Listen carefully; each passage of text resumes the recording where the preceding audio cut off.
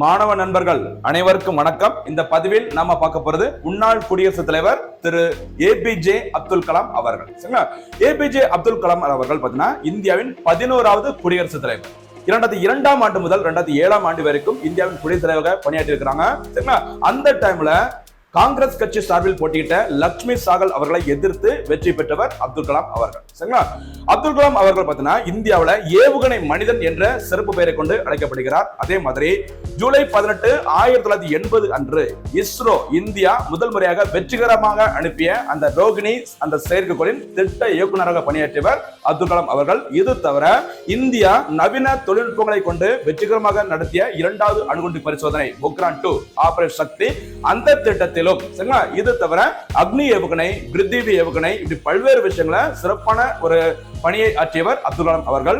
அப்துல் கலாம் அவர்களின் இந்த சுயசரிதை புத்தகத்தின் பெயர் அக்னி சிறகுகள். இப்படி நிறைய சாதனை படைச்சிருக்கிறாங்க அப்துல் கலாம் அவர்கள். அவங்களுடைய சாதனை போராட்ட மாதிரி 1981 அன்று பத்ம பூஷன் விருதும், 1990 அன்று பத்ம விபூஷன் விருதும், 1997ஆம் ஆண்டு அன்று இந்தியாவில் குடிமக்களுக்கு வழங்கப்படும் உயரிய விருது பாரத்னா விருதும் வழங்கி கௌரவிக்கப்பட்டிருக்கிறாங்க.